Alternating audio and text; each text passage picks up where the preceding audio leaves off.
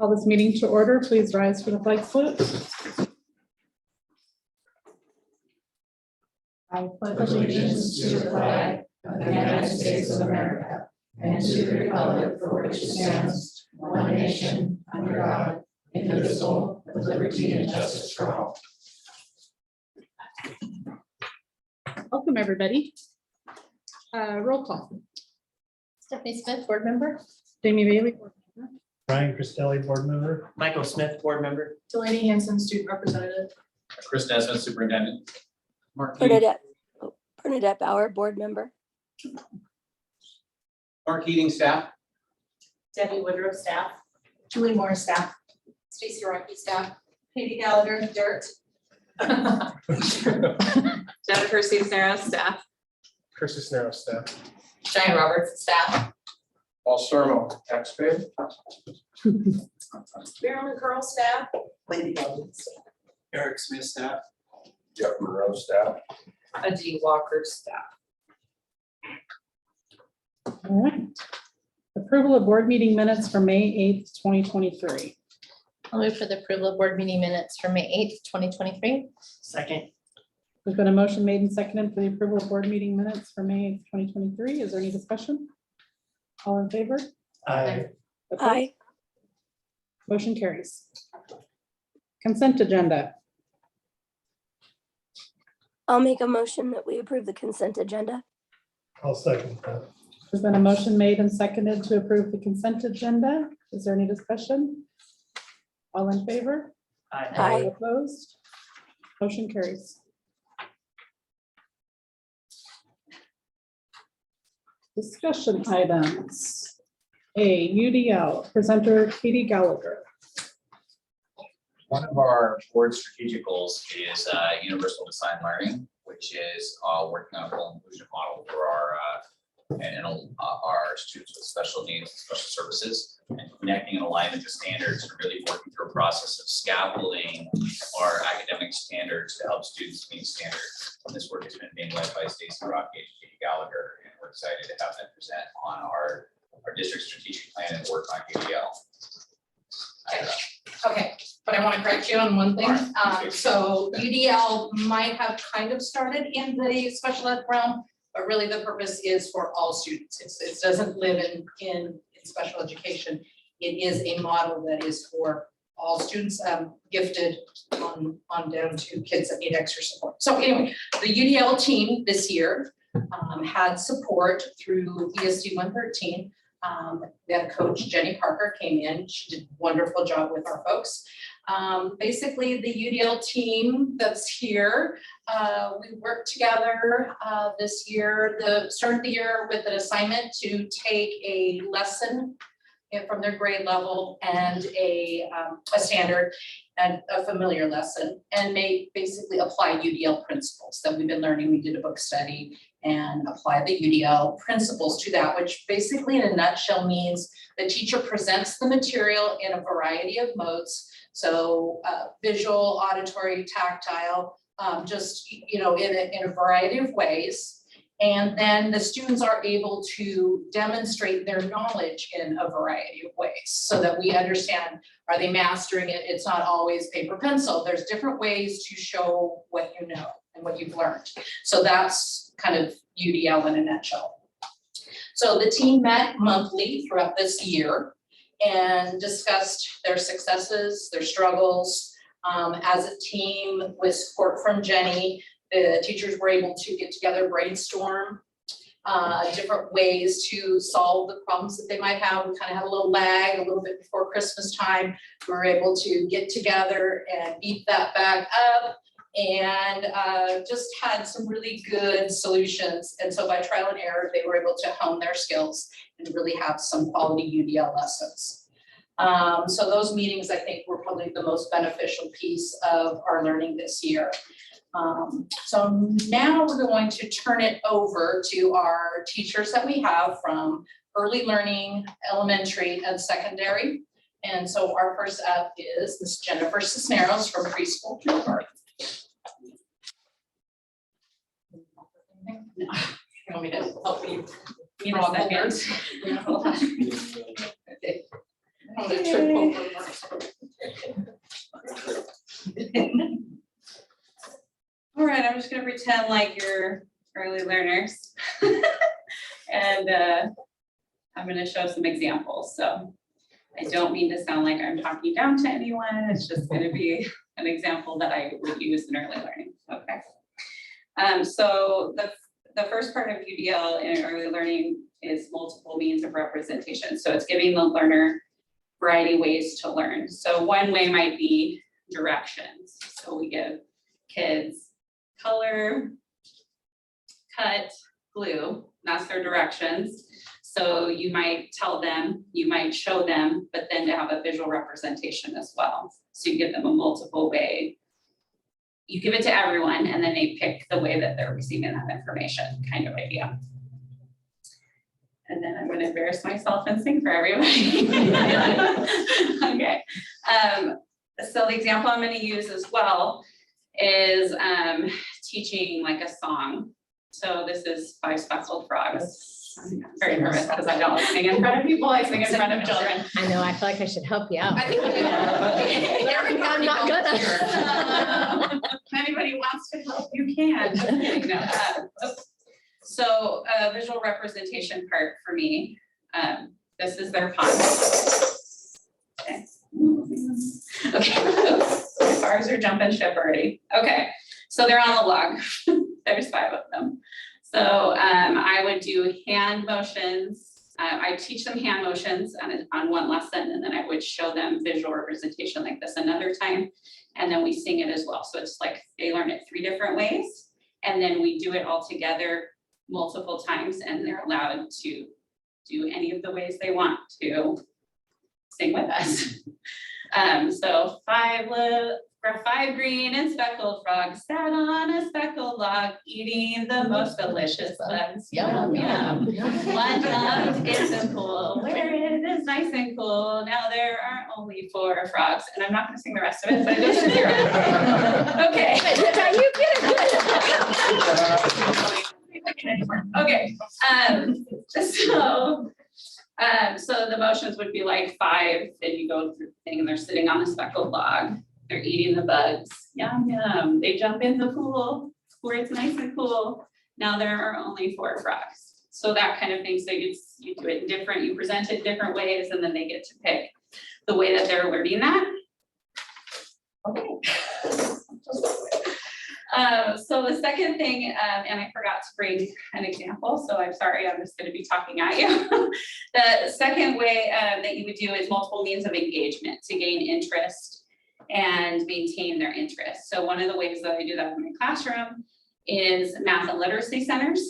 So for example, for counting, they have a mat that says counting at the pond, and it just looks like a picture of a pond. And then they would have, I have bath toys that look like little frogs. I have ones that are little ducks. And then I have these little plastic flies. And then each one has a picture card that shows that item, whether it's like a fly or a frog, and it will say the number on it, like 1. And then they have to count, there's one picture card, there's 1 item in the pond. Hopefully that makes sense. I apologize for not bringing the visual because it's cute. The last one is multiple means of expression and action. So this is how they're going to show you that they know what you're talking about. So for example, I use adaptive books because a lot of my early learners, both in preschool and kindergarten, have a hard time expressing themselves or showing what they know. So we'd be reading a book about trucks. This is the dump truck page.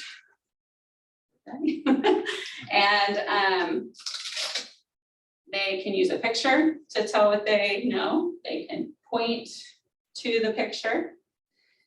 They can use a dump truck to show, or they can say it, or they can sing something to me if they want. So it's just different ways allowing them, if I ask a question, you know, how many wheels does a dump truck have?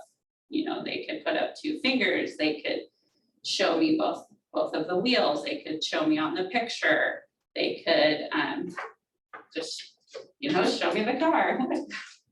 Those kind of things. So it gives them It's a very rudimentary example because they're young learners, but you can see how that might build as you get to be older and you require more things from them.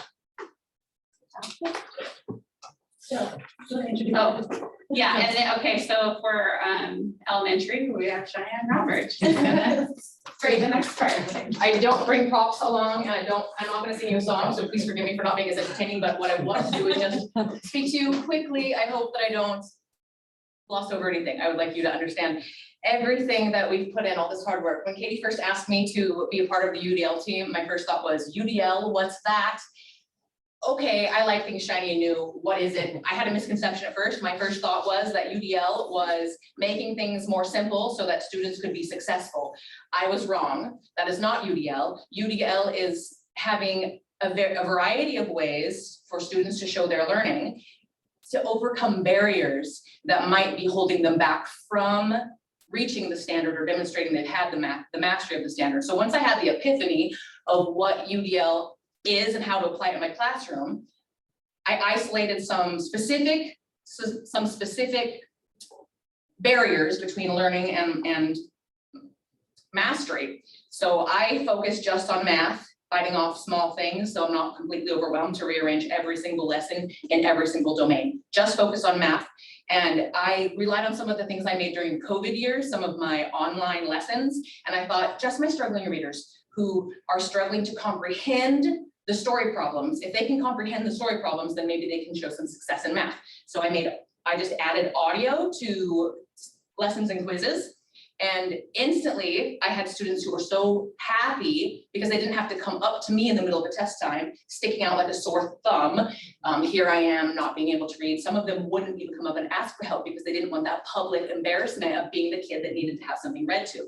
So I have on the Chromebook, everyone has access and everybody knows that they all have access to the audio. Some kids want it just because they like to hear it. Some kids want it because they need it. Other kids want to take the test, take it online, use it in the Google format from the original COVID lessons.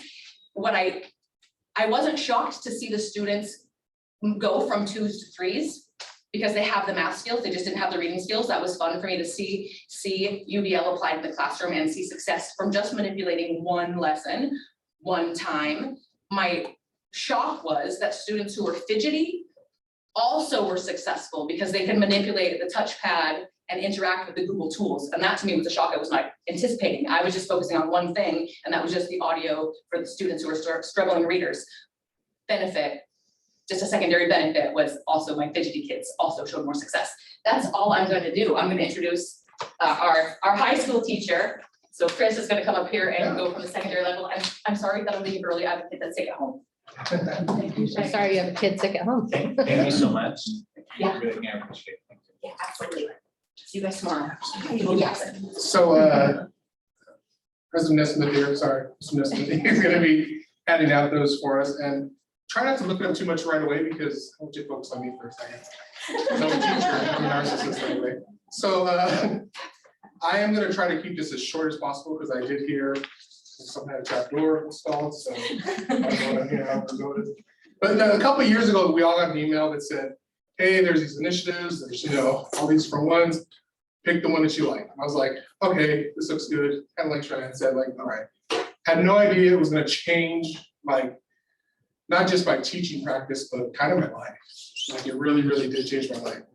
And the biggest thing that they tell you when you first start UDL is, don't get overwhelmed. There's so many things you can do, like pick one little thing and go with it and just try it out. And I was like, okay, I can do that, So the thing I decided to do was at the end of a unit, instead of saying, everyone takes a 10-question written summary, test, I said, you know what, I'll let them have an interview, where I ask them the same 10 questions, but I allow them to answer verbally instead of just having to write it out.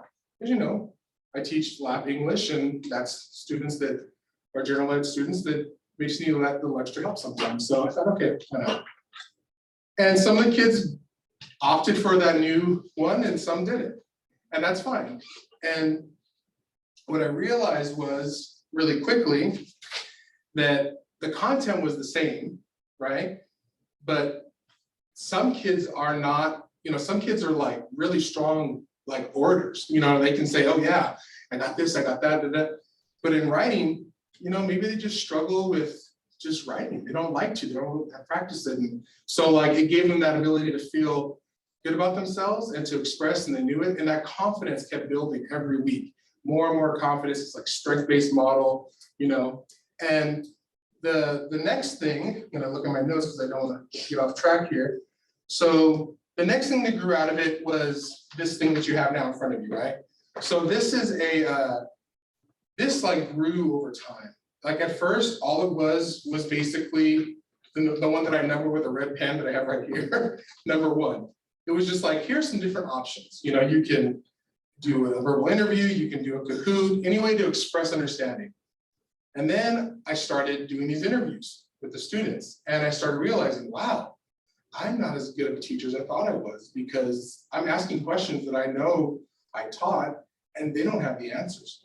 So the more I started talking to them, I was like, wait a minute, like, I need to be doing more formative assessments along the way, which is formative assessments is just a fancy word that means like check-ins to see what they got and what they didn't get. Because then once you know what they didn't get, you can then say, okay, let me switch my lesson up and focus on that, right?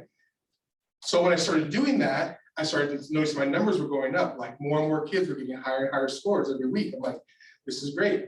But I thought, how do I make it so they're like really, really liking it even more? So if you jump to the one that says number 4, I put like a little graph on there. So like I taught them like all these vocabulary words like baseline data, that's like your first attempt. Like you should get a low score on that because you don't know who Albert Einstein was and all the different things where he lived and whatever. And then they would be able to track, I'm just gonna put some dots here, and they would see their trajectory, rise over the week. So by the time they go to the final attempt, they're like, wow, look at how much I grew, from the beginning to the end, and this is great. And then at the bottom, like number 3, like the whole idea of like mastery-based, initiatives and mastery-based, I thought when I'm grading them and having this feedback with them and saying, you did good here, but what about that? I could then reference on the bottom here, and I could say, oh, look, like, here's the deal. Like, I had to give you 1 on that question. And the reason I had to give you 1 on that question is because your answer was actually a little bit unclear, like where it says limited and unclear, and you didn't cite your evidence, But on this one, you got a 3. Why? Because you know what? It was advanced and your conclusions were sophisticated and you cited your evidence, and like all that power, empowering the kids and being able to like understand like, oh, that's why I got a 3, or that's why I got a 1, And then if you flip it over, kids kept saying like, can I write my answers on the back? And I was like, yeah, maybe if I was a good teacher, I would put lines on the back of the paper so they could actually do it better. So I put lines on the back of the paper. And then I kept doing like this little number 5. I kept making like a hash box, with like, like not mad bacon. I was like, gee, I made this thing. Maybe I should just put a box on there so I don't have to. So I kept like, I loved it. It was just like every week it was like dialing it in more and more and more and more and more. And it's like German clockmaker ancestors were probably so proud of me, just like really nerding out on it. And then like when we did like when we did famous people and I wanted a timeline, kids kept drawing timelines up at number 7 on the bottom. And I was like, maybe I should put a timeline. So it was like this really cool every week new experience of like, oh, like I found a new way to make it even tighter and cleaner and neater. And it's just really, really, really cool. And I could be really finished really quick, but Katie I shared a story with her. She said, please share this story. I said, okay, I'll share. And then I'll be done. She makes it out to a very long meeting. But I had a student, and this is a general ed student who I'm gonna try to like in my mind like paint you a picture without painting too much of a picture, but imagine a student that you wouldn't see like sitting under a tree reading Shakespeare. Like just a student that you would see engaging in normal, like homegrown, like country living fun stuff. Like that's the student you're sitting with right here, right? And I'm sitting with this student, and his writing is so strong, it's like almost making me cry. It was like so good. And I was like, man, and I said the student's name, I said, you are a really strong writer. I'm like, this is amazing. I'm like, do you write at home? Do you write in journals? He's like, nope. And I was like, you are a good writer. I'm like, whatever you do in your life, whatever trade you go into, because he wants to go into the trades, I'm like, please keep writing, even if it's just for yourself or write your future wife love letters or whatever. I said, just you're a good writer. And then a few weeks went by and we were doing a side city feedback session. And I said something, he goes, Mr. C, I want to tell you something. I said, what's that? He goes, you're the first person that's ever told me I was a good writer. And it like got me, and I was like, and I know that can't be true because he's born and raised here in the district, and I know he's had teachers tell him he's a good writer, he's a good student, and I know that. But in his heart and mind, in that moment, he was like, that's what he felt, And I told him, this is his name. I said, no, you're amazing. I said, you're a better writer than me, and I have like lots of education and stuff. But that's the gift that you've given us by letting us do UDL, letting us be able to reach these students and change their lives. And I appreciate it. Thank you very much. Thank you. And now turn over to Katie, our fearless co-leader. So I'm just gonna end with something a little less exciting than what our teachers just presented, which is why we wanted them to present for you guys. So it kind of brings it to life so you can see we're not just sitting here twiddling our thumbs, but we're really doing things as we care about kids. But our next step with UDL is to begin the just what it looks like to push it out into a wider setting. Because if we want to go into a full inclusion model in our school district where our students, every student, no matter your program, your eligibility for different things, you're all in the same learning environment at the same time, learning together, working together, is to begin figuring out how that next piece fits into the bigger vision of making mastery-based real. And so Chris Cisneros has agreed to pilot a class with one of our high school English teachers where he will be integrating his IEP students that he normally would have in just a small setting into that gen ed classroom setting with that teacher. And they will work on what collaborating through this process looks like, because as the teachers have told you, it's not an easy thing to just go through and apply this UDL lesson to every single thing that you do, because it's a big task. And so he's going to be there to support the teacher in that process. And they will work collaboratively through that. And then we're also, through Summer Institute, going to begin working with the mastery-based team, because we're really at a point where we are in our initiative work, we're no longer kind of in our separate little pods. We're starting to see how these things fit together. And I've already partnered with Wendy on how we can merge UDL and social emotional pieces together, because it really, when the teachers are in the planning process, if they're not doing both at the same time, then it's not going to be as efficient or effective in terms of what the kids are going to be experiencing, because these two things go hand in hand. One is making sure you're removing barriers, and if you're removing barriers, you're attending to the neural education needs of the student.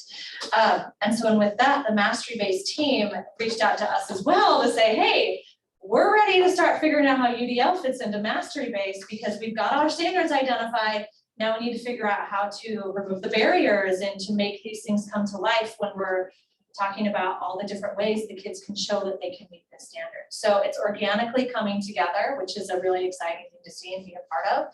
And we've got a great team of people that aren't here and that are here, that are really being very bold in terms of being willing to try.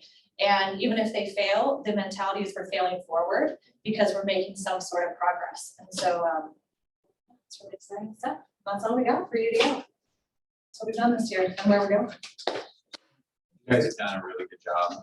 Chris and Jennifer and Shannon actually left, but I think the underscoring hero is your ability to take risks and be vulnerable, and being vulnerable for your students. And I think, I don't know if we can celebrate that enough, but to say, hey, I don't know if what I'm doing right now is getting me where I need to be. And there's a level of vulnerability. And Jennifer, and I know you were here last week, you presented about the early learning in our last board meeting on the batch book work, and how you mapped out the standards and you're connecting. But even just like singing in front of us shows a level. Well, at least you didn't win me. So. I really appreciate the vulnerability you've shown your students to say, maybe there's ways that we can always be better, because that's hard to do as a professional, and to look for ways of improving, and to come up and stand in front of the board and talk about that vulnerability is hard. And I really want to let you know how much I appreciate that. So. I would agree with that. Yeah, I'm an emotional person, and so when I start talking about kids and stuff, I get teary-eyed and whatnot. And so I feel your passion, and all of you, the way that you have grabbed onto this concept and it's moving forward. It's exciting. I've said it several times. I wish my kids were little again to experience it. I'm glad they're not, but I'm enjoying this part of life now. Amen. But I think I can speak for all of us, and I know for Bernadette that we do appreciate, stepping out of the comfort zones and moving forward with this idea. So good work.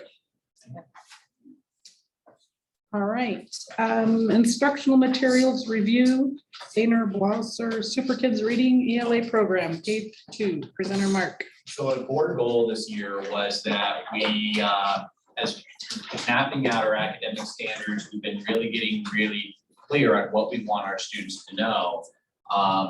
And then part of that was, how are we going to get our students there? I think you heard from the UDL team talking about how are we going to remove barriers. But one of those pieces was the instructional materials adoption process. So this year we readopted a new board policy 2020. We cleaned up the board policy 2020 procedure. We also included the community involvement. Washington state law does require community involvement component of instructional materials adoption. And Mark, stepping into his new role, kind of put it into a pilot process. So Mark is going to talk about the Super Kids and the instructional materials adoption process through the lens of, as one of the board goals, is making sure that we're clear on our instructional materials adoption process for all kind of content areas going forward. Hey, before I move on, I'm one of the people that leads the MasterBased Learning initiative I presented earlier. And you might be saying, well, wait, it sounds like MasterBased Learning. Well, guess what it is? So MasterBased Learning just maybe takes it a step forward further and says, not only are there different ways to learn, but there's different ways to assess, different ways to show proficiency. And so I'm really excited about that, the opportunity with UDL, early childhood, bring everything together in our summer institute. So I'm really excited. Some of you might know, might not know, but this has been quite the process, the ELA adoption. We've been trying to get at this for a few years now. And you might not know that some of the instructional materials that our staff has been using isn't even really tied to the Washington state standards. And so they've had to supplement, do a lot of different things to try to bring in the Washington state standards in their own way. And they've done a great job of that. However, we entered a pilot process a couple of years ago. We've had a chance to look at some pilot instructional materials. And I'm here tonight I'm gonna turn it over to Debbie here in a minute, but to let you know the process we've gone through to try to adopt Zainer Blauser's Super Kids Reading. It's an ELA program, K through second grade. That's as high as it goes. Know that our 3, 4, and 5 team are also been doing some piloting, but they're not at a point where they feel they're ready to say, this is it. So, but we didn't want to hold up the K1-2 process. So I'm here to present for K1-2 and hopefully get Super Kids adopted for our kids. So. There we go. Okay, so Chris had mentioned that instructional materials need to be reviewed based on board policy by not only staff, but community members. So you can see that we had members of our kindergarten, first grade, second grade team, and we also had community members, Jenny Monroe and Darcy Dotson helped us out. Greg Scroggins and myself were on that as well. So it was a 10-person committee that reviewed this set of instructional materials in several different categories. According to board policy, we have to review that based on its effectiveness with student learning, sex bias, cultural ethnic bias, and social economic status and family and persons with disabilities kind of is chunked in there in that cultural ethnic bias. The board policy doesn't necessarily speak to those two, but we did review it on that. And I did put in your packet some sample questions, if you might be wondering, well, what questions did you guys have to answer? How did you rate it? There's sample questions in your packet under each of these categories. You can see that the Super Kids instructional materials rated out as about a 3.6. What I did was we attached a number to each one of those, 1 being poor, 2 being fair, 3 being good, 4 being excellent. And in every category, Super Kids came out almost at a 4, level 4. The only one that we struggled with a little bit and said, it's not excellent, it's good, was the persons with disabilities. There was, and I should have said this too, we handed out some samples. You'll see some kids in wheelchairs, some kids with glasses, so on and so forth, kids with disabilities. But we felt like there are some main characters in this program, and none of them were visually, other than wearing glasses, disabled, that we could tell. So that's why we gave that a rating of 3. Instructional materials also have to be reviewed for information that might be objectable. The committee found no information that was objectable at all. And you can see the questions in there as well that we reviewed. In a primary setting, think about a primary reading book. You wouldn't think there'd be cuss words, so that's kind of where the question went toward. So that was a no-brainer for us. All right, with that, I'm gonna turn it over to Debbie so that she can share with you what the team thought was really engaging and promising about this material. Okay. Okay, thank you. Debbie Woodruff, I teach kindergarten. This is my second year using Super Kids. I was able to do a pilot last school year. And then all of the kindergarten team piloted it this year. So benefits, it's definitely engaging and appropriate. It inspires the students. I gave you some sample books, so nonfiction, informational books, a copy of like the teacher's guide with it. And so you could just get an idea of what it includes. I also put out a what the Super Kids town looks like, and some claims that show you what the Super Kids themselves look like. So your books will also show that.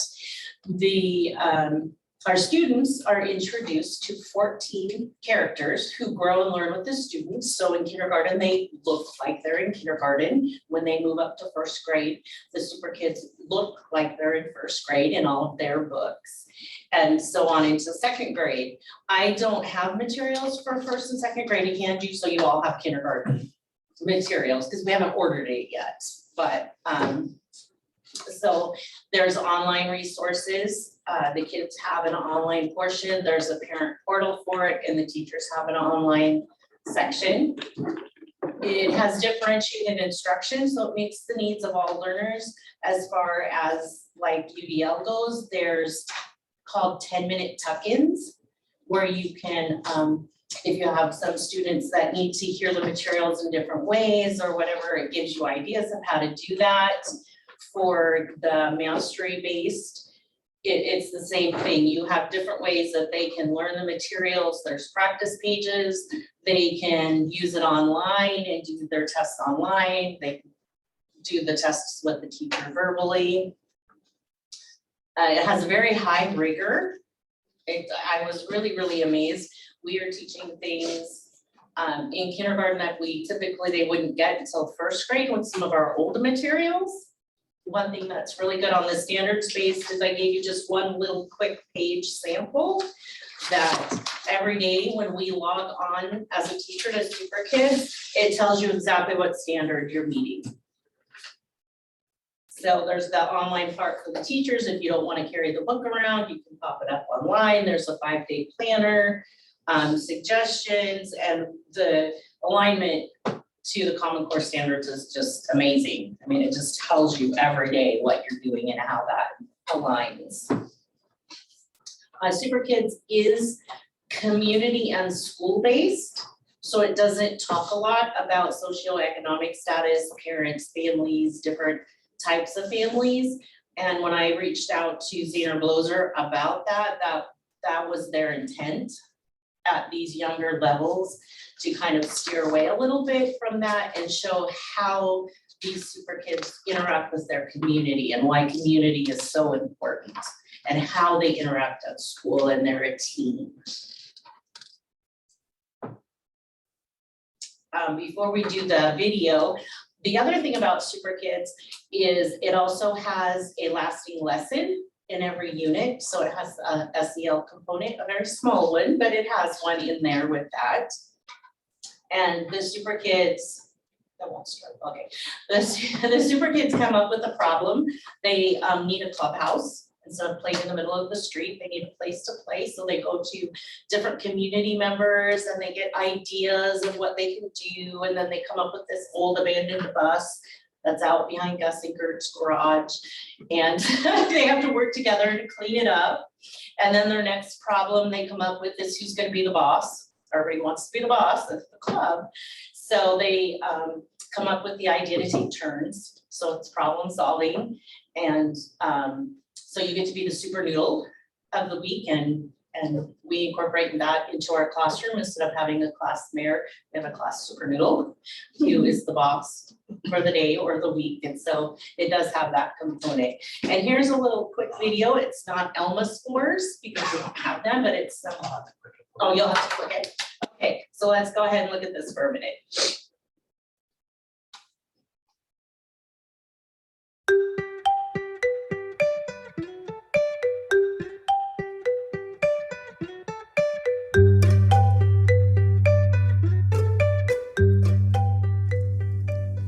3,200 students moved from the 54th to the 79th percentile on average after 1 year with Super Kids.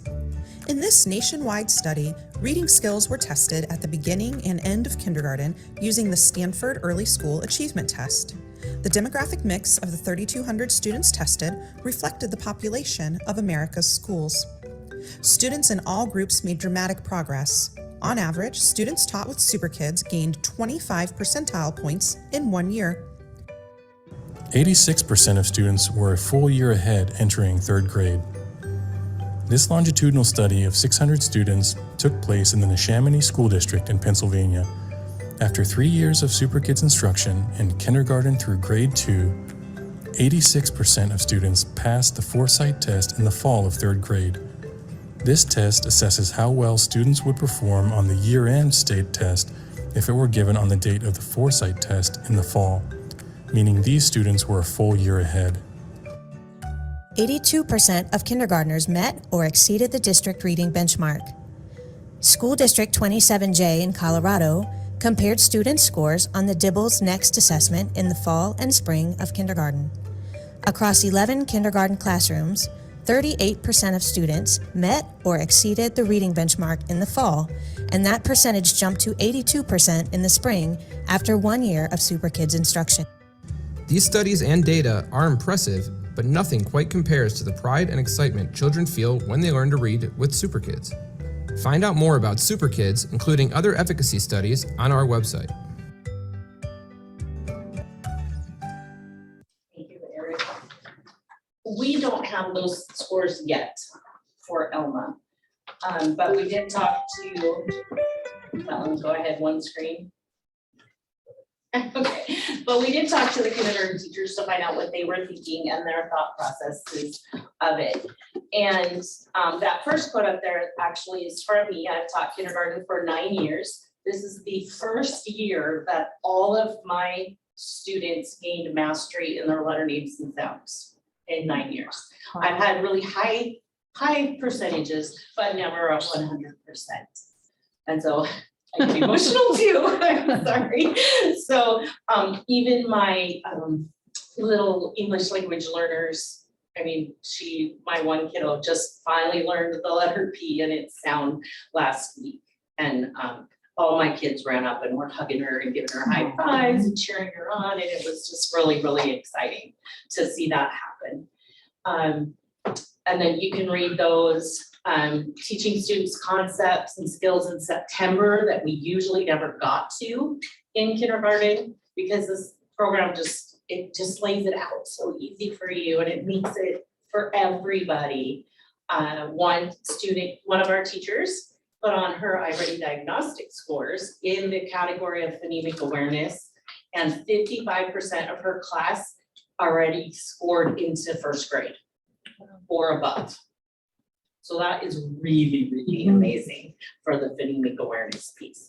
One thing I did talk to Zaner Walser about, why is it just K2? Why didn't they go further? And their response back to me was, we're gonna do what we do excellently. We're gonna do what we do and make it really good. Why expand when we can get kids to that reading benchmark by the beginning of third grade, they're already there, then someone else can take them further. If that makes sense. All right, here's some pictures of student engagement of the little booklets that are in front of you. Some students reading together, reading side by side, helping each other figure out some of the words, lots of discussion about reading comprehension, those kinds of things. And every student gets one of those books to take home. There's practice pages. All right, I will give this back to Mark. Before she turns it back over to me, do you have any questions? Because Debbie has used this set of instructional materials for now 2 years. Yeah. Very excited. I don't think I have a question as much as a comment of, I mean, just quickly reading through the materials. How, I mean, I wish everybody else could see them, but the vocabulary is powerful. And I mean, that's just one thing from our preschool world is amazing, you know, the words that kids can learn. And when we think about what we had for reading instruction, it was really unrelated to any meaningful concepts. And I mean, just reading the eggs, it's like, you're getting like double dipped in lots of areas. Like this is good. I mean, even had like good math concepts in it, but good nonfiction, but relatable to real life concepts. And then, I don't know, I think the character development, the SEL piece, that's really powerful. I mean, we don't have enough time in the day as it is. So to see things being done in a way that is seamless for a teacher to just naturally have an embedded conversation, because you'll get to know these kids and they'll take on, I'm assuming, a little bit of a character trait for each one of them, assuming. So it feels like it would lend itself well to just very naturally have those conversations. So yes, I had, so it introduces one super kid at a time. And by unit 4, the students are reading because the only words in their book will include letters they've learned. So they don't have to learn all 26 letters before they're reading and they're going, I can read, you know, going home and having their parents read with them. When we introduced the character Oswald, one of my students looked at the screen and said, oh, he looks like me, he has my skin. She was just excited that Oswald looked like her, you know. And then there is and Oswald probably acts like somebody else in the class, right? They'd be like, oh, that's me. And there is Tic Tac and Talk, and they are triple trouble triplets from a mixed family. So that's, I think one of you would have gotten the book from Tic Tac and Talk, but I thought that was very interesting too. And I did ask Zaner Glosser about disabled, and so now that's on their mindset. They're really, really fast to get back to me. They emailed me back the same day I emailed a question. So, any other questions about it? I don't have any I'm just excited to questions. see, you know, like the continuum growth, you know, because just that little bit of snippet of 55%, you know, and then other presentations that we've had in the past showing how important that primary learning is for future success down the road. And The so- readers by grade 3, they'll be successful. Correct. That's what statistics will show you. I think Bernadette had something to say. Yeah. Yeah, I just wanted to say that I appreciate the inclusive material. I also appreciate the passion that's behind it, where you see real life results daily, and how excited your students and the teachers are to be so engaged. I mean, it sounds wonderful, and I'm glad that you're seeing those returns coming in multiple for all of your students. I think it's wonderful. Thank you. All right. Okay, I'm gonna finish the last slide. So estimated cost, and this, I don't know, it's been a long time since we've adopted any kind of instructional materials, but instructional materials these days are very, very expensive. And part of the pilots have changed. It used to be you could send to events and say, hey, we're interested in piloting your instructional materials. Could you send us some samples we could use? They'd send them to you free. It isn't like that anymore. So you get site licenses and all kinds of things that you have to get during the pilot. Fortunately, because we've already done that, we've already received those for the kindergarten team, we won't have to pay for that for the kindergarten. So we're actually, by adopting Super Kids, we're saving between $20,000 and $30,000. So for kindergarten, first and second grade, the first time buy will be about $76,000. And then every year there are consumable workbooks that kids work out of that we would have to replenish every year at about $6,000 to $7,000 per class or per grade level. Any questions? I'm just excited because what you see is, you know, the kids identifying with those characters, and to have 55% of our classrooms already in the first grade essentially before we finish kindergarten. It's exciting. We've never seen results like that with anything we've ever used. Mark, is that a cost that's pretty comparable to, Oh, yeah. if you looked at it, many other programs, you'd be looking at basically the same Yes. dollar amount? Yes, or more. Okay. And that price does include a training, initial training that usually costs $3,000. They're giving it to us for free. So you come here and train the first grade and to train the second grade. Yeah. I had a on-site training also, and then this year the 5 teachers, we ended up having to do a Zoom training. Right. For them, but it still is very, very good training. Like I said, they answer all my questions really, really quickly. And that training, the cost of the training is included. It is, yeah. I mean, I guess I look at it just as a reminder to all of us that that is a very small price in the relation to the cost of intervention Oh, for yeah. a failed early reading program I to try to agree. remediate at 3rd, 4th, 5th, 6th. We eat Heck yeah. $76,000 up pretty fast. There are interventions. Yeah. pieces to this Yeah. as well. Yeah. So, Good point. Board set the goal on, we would like to have an instruction materials adoption process. I asked Mark to take point on that. What we really did is we wanted. Did you? And we wanted it data driven, right? Not this, let's review it and come in and let's validate it based upon what we did like, and what we didn't like. It was, we need to come back with objective evidence on the impact on students. And that was really what we built our board policy around. That's what we built our board procedure around. And then we felt that this was kind of a low cost point of entry. There's not a lot of contention around early learning literacy like we have in a secondary, like secondary sex ed curriculum, where it can be highly contentious. So we said, let's break it down to objective facts. Let's make sure we're really, really clear on our objective scoring process. And Mark, can you lead this through this process? Kindergarten, early learning literacy is just a big deal to us. It's something that we really should have objective measures on to show the impact upon students. And I think Debbie, Mark, you guys just really hit it out of the park. I mean, like, this is really what we wanted the goal to be, is how are we impacting learning in the classroom? And one really, really last little tidbit about it is I overheard some of my students talking, because part of their social skills time, they get to play with the Super Kids little bendable figurines and stuff, and they sing the songs. Every Super Kid has their own song.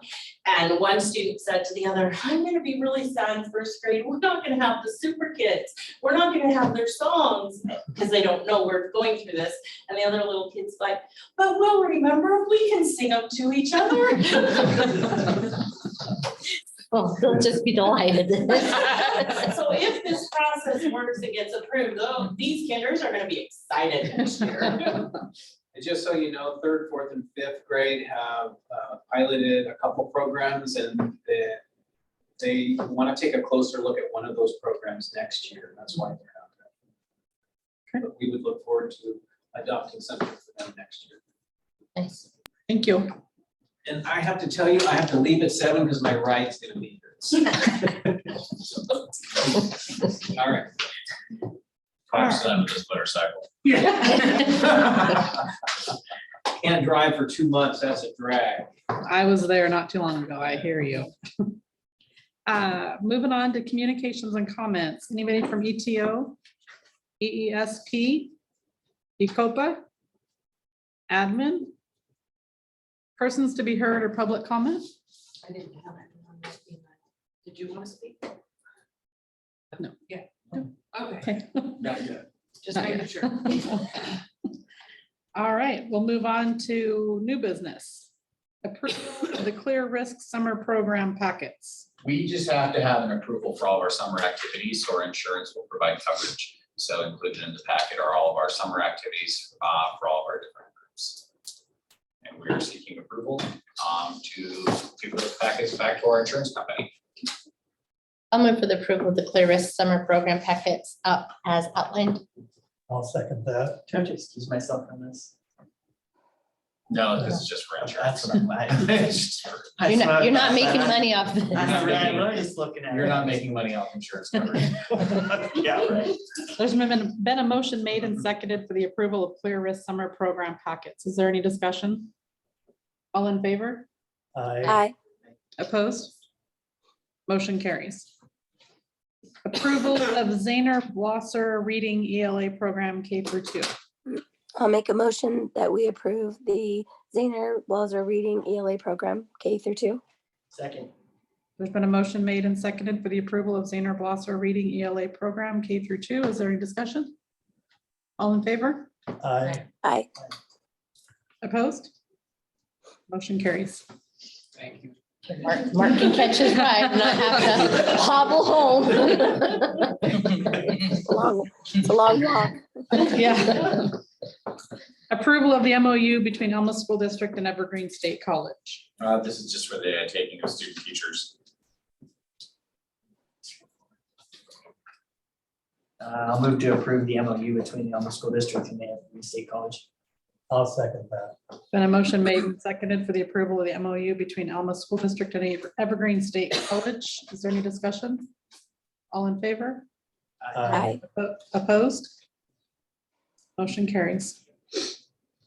Approval for the 2023-2024 school calendar. So just for the, like, Beginning and ending date. These are Just for the beginning and ending, did you say? it's late- just for the late. For the start late dates. starts. Oh, okay. Is there much of a difference in the total number of late starts from this year's calendar than? We increased by 2. We had 12 total, we went down to 6, now we're up to 8. Okay. So this last year, through our MasterBased Learning work, we've mapped out the standards, we've applied a system into our late start day. We've been moving the process from late start day to a true PLC on having teachers align standards and compare student achievement amongst those standards, having a formality to it, being teacher etc. So when we met with our Teachers Association, the request came back to increase it to 2 more days because it seems like we're having a lot of success with our late start days. Nice. They said that was a start, just so you know. I see us possibly increasing that. I'll move for the approval of the 22-23-24 school calendar. Second. There's been a motion made and seconded for the approval of 2023-2024 school calendar. Is there any further discussion? All in favor? Aye. Opposed? Motion carries. Intent to bargain superintendent contract. Now that we've had his mid-year review, I'd like to make a motion for the intent to bargain the superintendent's contract. I'll second that. There's been a motion made and seconded for the intent to bargain superintendent contract. Is there any further discussion? Dee, I would just like to add, if we can get it set for executive board so that we can discuss it as a board prior to presenting an offer to Mr. Nesmith. Okay. Is there a date that doesn't work for anyone? Should we just do our next board meeting? You can do an executive board meeting before the real board meeting. That would be good.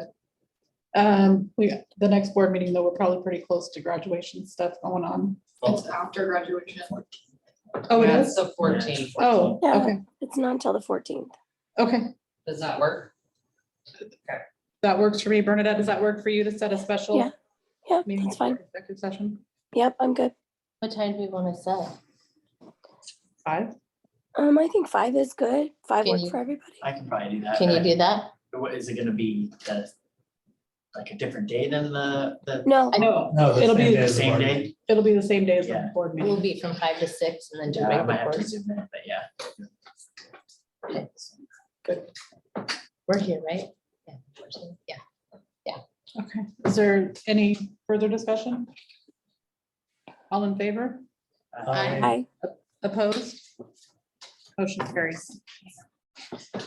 LEA agreement between Elma School District number 68 and Learning to Grow Head Start for the 2023-2024 school year.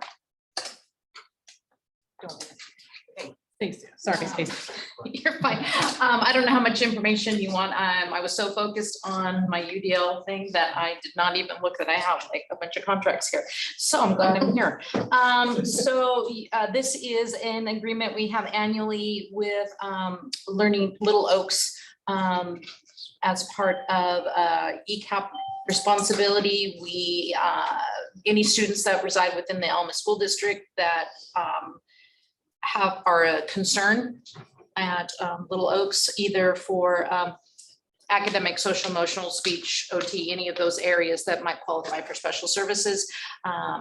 They bring them to us as part of Child Find, and we can go through with an evaluation. So Stacy, does that need to say ECAP? That's not Head Start.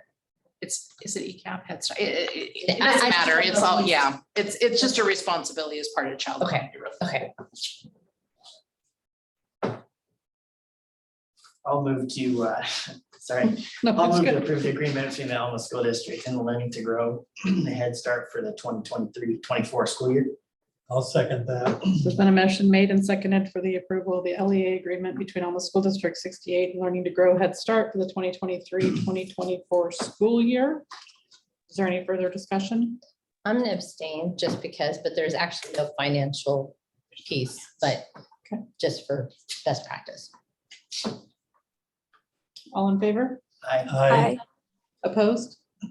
Motion carries. Book share agreement for the 2023-2024 school year.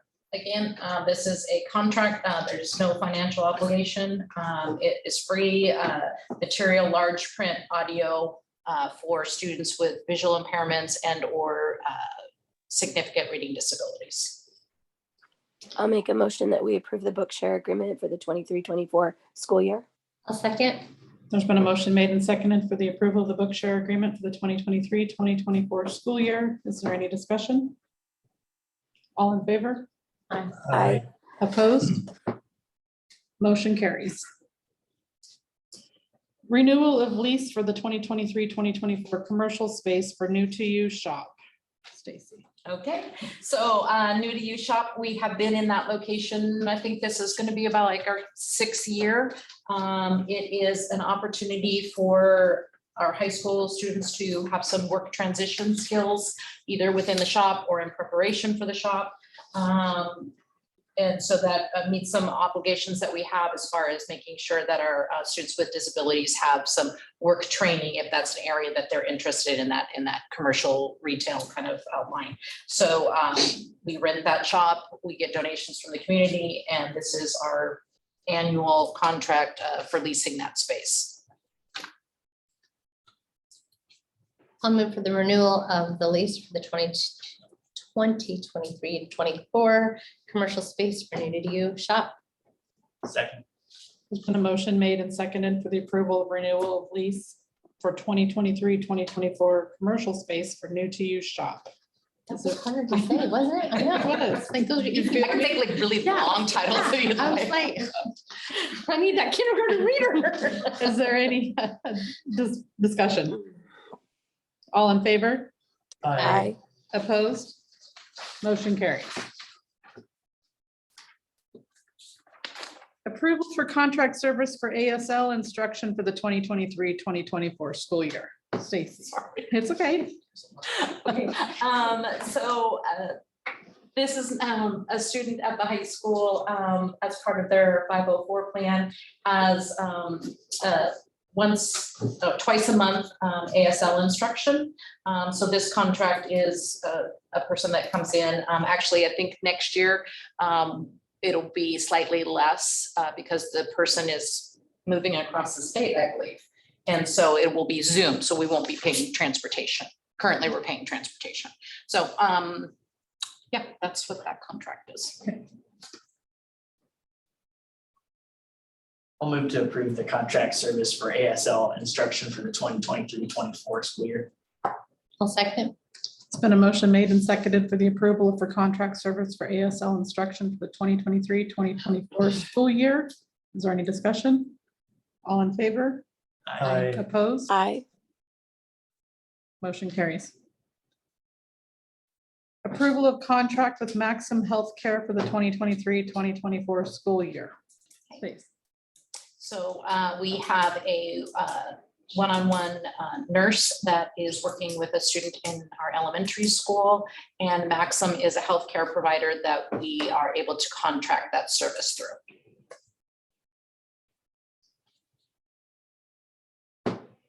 I'll move for the approval of the contract with Maxim Healthcare for the 23-24 school year.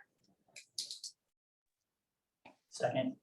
There's been a motion made and seconded for the approval of contract with Maxim Healthcare for the 2023-2024 school year. Is there any discussion? Is this similar cost as last year? Same cost as last year. Okay, I remember this. Any discussion? All in favor? Aye. Opposed? Motion carries.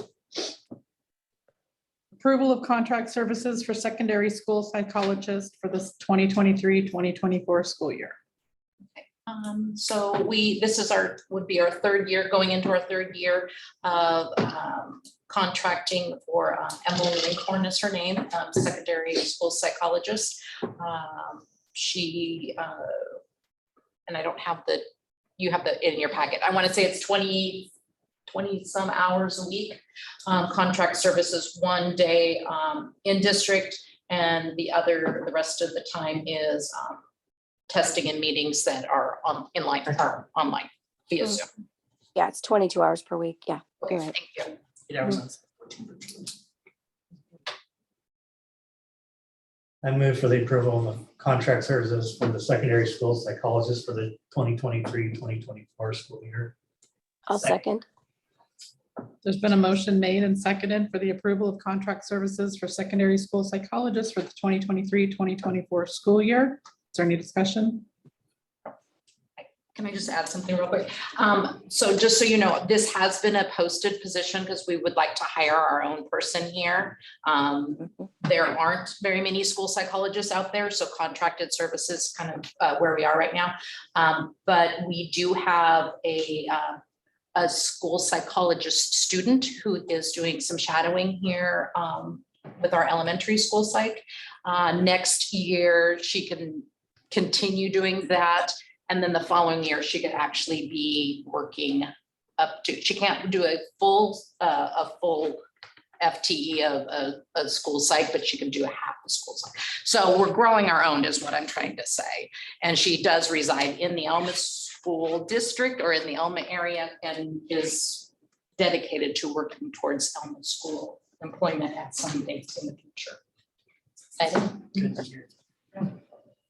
Solve our own problem. We'll just grow them ourselves, right? I twisted her arm a little bit, but yeah, she was very excited to stay here and work in our school, so. Is there any further discussion? All in favor?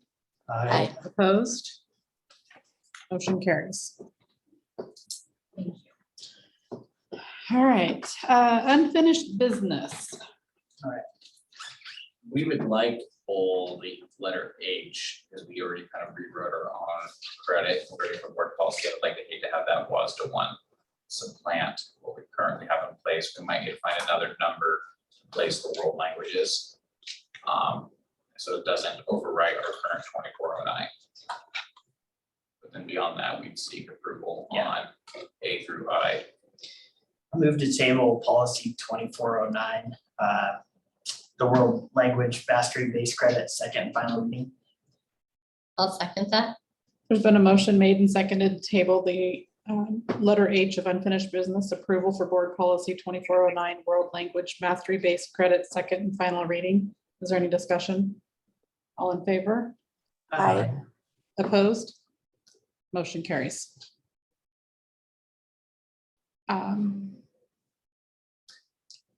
So to make this easier, if you guys all wish, I would move to approve unfinished business item A through I. And I'll second that.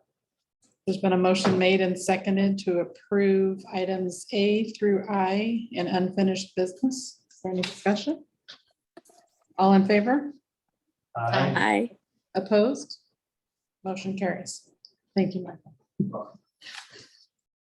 And then down to J, approval to accept bid from Industrial Air Systems, Inc. for purchase of an ag fume extractor at EHS. Is Christie on? She is at our Washington State University health fair right now. Oh, okay. partnership fair. This is a renewed bid. We actually had the wrong motor size when we brought in the contractor, so we have an updated bid that we're seeking approval on the process. You know how much it changed the price? Not that, Not much, I just, because the bulk of your work goes into labor. yeah. So it had a very negligible change in price. And actually went down. We bid out too large. So That's a great problem. Larger motor, less cost, please. Okay, go ahead, Ryan. I'll move for the approval to accept bid from Industrial Air Systems, Inc. for purchase of a egg fume extractor at EHS. I'll second. There's been a motion made and seconded for the approval to accept bid from Industrial Air Systems, Inc. for purchase of an ag fume extractor at EHS. Is there any discussion? All in favor? Aye. Opposed? Motion carries. Budget reports. Lisa's out with a personal emergency, but we do have the copy of the budget report. It's in your packets.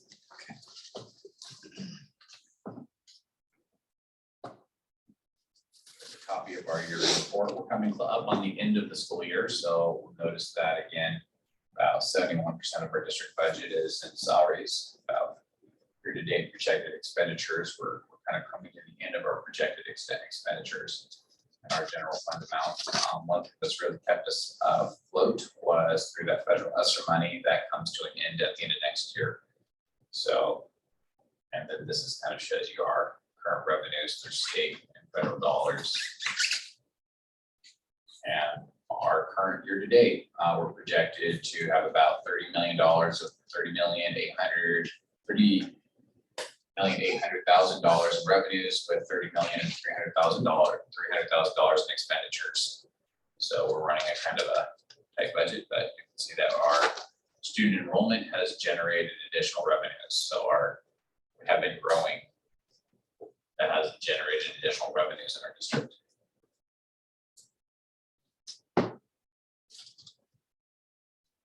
Anybody have any questions? We'll move on to the enrollment report. Our enrollment is down.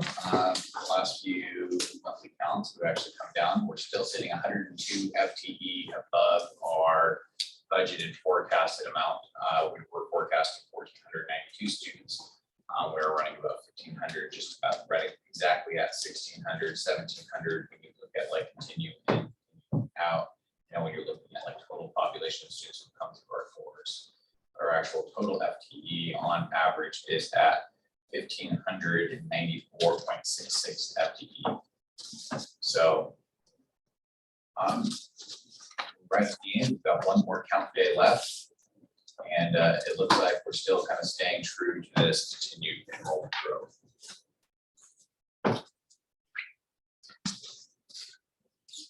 Superintendent report. We have short one is we have our interviews and applications ready to go. We're seeking board members two board members. I guess what we're seeking is guidance on, do you want to have an open public meeting for interviews? I think we last met, we agreed not to. So we'd like to just make sure that we have our 2 board members. I think we landed on Bernadette and Jamie on working with the D to begin getting those interviews scheduled, and it'd be great to get those scheduled before the students disperse for the summer. So we can get our new board, our new student reps selected for the board. But beyond that, I mean, we had a great close to our sports seasons, but then we are now closing out for our graduation. We won't be meeting until after graduation, and now comes the spring run of a lot of our ways to celebrate our students. So last Wednesday was our first our teacher awards and retirement ceremony. And I think for our first event, it was a great start. Our teachers, we had some feedback on ways that we can celebrate our staff and recognize them. Thursday night rolled straight into our registered apprenticeship signing day, where our students signed with their placements. Friday night was our spring fling, our fundraiser for our band program. And then we had a variety of performances of our musical performing arts programs. And then last night was our Aztec dancers, which the Aztec dancers were really, really good, really good. So Brenda Brown has done just an amazing job. And I think we just have a lot of ways and a lot of areas that our students have developed, shown excellence and opportunity to celebrate our students. And I know you've all been there. So it's like we have a lot of busy nights for the next few weeks. So, and then with that, before Delaney, we want to. Well, let's let Delaney present or give her report. A little bit. Well, kind of like Mr. Nesmith said, the next board meeting is after graduation, which means that this is my final board meeting as a student representative. I've held this position for the last 2 years, which is kind of insane to say.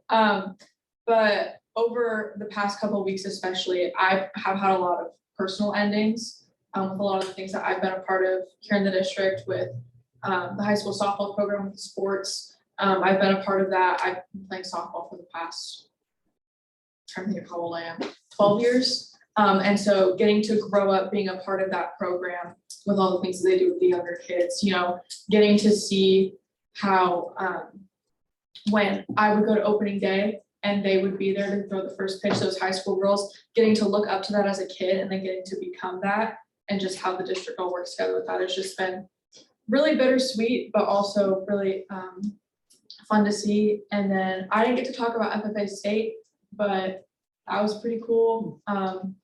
We had our parliamentary procedure team taking second, and we got to see the retirement of our FFA State president, Sam Gillis, who is here from Elma. And so that was really cool to see. And overall, these past couple of weeks, I think I've just been practicing a lot more gratitude and being grateful. I've been here in the district for 13 years. I've gone to school here my entire life. And so just getting to be a part of everything has just been really wonderful. And then the past 2 years, being the student representative, seeing firsthand all of the work that goes into it and all of the work that has gone into me, like getting to this point, has just been really cool and really amazing to see. And so I just wanted to express my gratitude to all of you guys as well, final four, but yeah, so. Thank you. Bernadette, did you want to say anything? Sorry, I was having a little coughing fit. I don't have a ton to say. I mean, I'll say, you mean just like about this last week's events? No, I meant to Delaney. Oh, I was like, oh, I'm like, that's weird. Yeah, actually, I would like to say a few things, and I'm sorry I'm not there in person. We're not. It's a sinus infection. You can't catch it. Okay. First of all, I want to say how much I appreciate your spirit, your kindness, your caring, and your love for every human you know. I think that you have a lot to offer. You've been a delight to have on the board, and I think that you have big shoes to fill, but I also think that you have a wonderful future ahead of you. So please be sure to visit back in the old Elma School District once in a while, keep us posted, and, you know, keep in touch. And I wish you all the best. Thank you so much. gonna make me cry again. The past couple weeks have been filled with a lot of crying, and especially with graduation coming up. Also, our annual FFA banquet is tomorrow night, and so if you're free tomorrow night at 6, come watch all of us cry at Miss Kershaw. So yeah, if you would like to come to that, we would love to have you. We'll be having snacks and a bunch of fun stuff. So with that, I'm a crier too. But what I wanted to say is you came on at a very important time for this board. We were just coming out of COVID. You played an integral part of giving us insight on things that were happening. And so, thank you. Sorry, It's okay. I'm just that way. It doesn't matter who you are. I don't even have to know you and I'm gonna cry for you. I think, Delaney, you did a great job of reminding us in a very present way what's really behind all of the really boring part of being on the board, policy and procedure, and the stuff that it's easy to lose track of the human side of it. And I think you were very faithful in standing in that gap for the full scope of our students. And so thank you. It's truly been fun watching you grow over the last couple of years, and excited to see where you go. I mean, I'll definitely be staying in touch. I mean, I am going to school with Grace, so Oh, I will. I'll still get to see her. I'll Lucky keep you. tabs and rat her out and tell y'all how she's doing. And with that, we got you something. You guys got me a present. Thank you. Should I open this on the meeting? Yeah. Yeah, right now. You can save the card part if you want till after. It's going in the minutes. There's a lot. It's going in the minutes? There's a lot. So you better be excited. Be ever memorialized. All future public records. Yeah.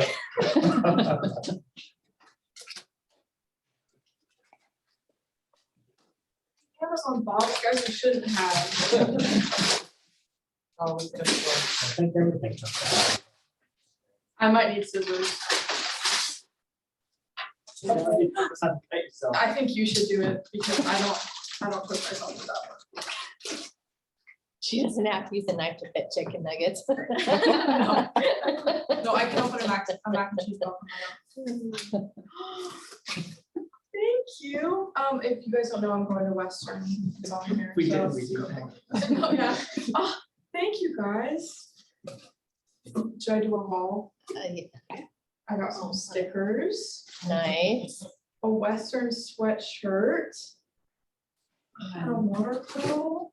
Thank you guys so much. Thank you so much. Thank you, Delaney. I'm so excited. We're so excited for you. We'll see you at graduation though.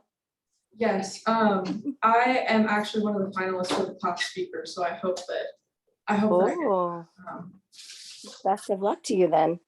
thank you. Which dorm are you staying? Huh? You staying in a dorm? I really want to get into Buchanan Towers because I'm bringing my cat with me. He's my emotional support animal, so I'm bringing him with me. But those dorms have a kitchenette and like a little living Nice. area. And so that's where my roommates and I wanted to go. So, Well, best of luck to you in your future endeavors. thank you so much. All right. Gentlemen. Looks like that wraps it up, guys. Well, then I'll move to adjourn. I'll second that. There's been a motion made and seconded to adjourn. Is there any discussion? All in favor? Hi. Hi. Aye. Motion carried. Not on the Meeting record. adjourned. Thank you, everybody, for coming. I'm still on my 50th birthday eve. Your 50th birthday. Yeah, look at you, like, you go right with that. Ryan was inhaling it, to say it was inflection, and you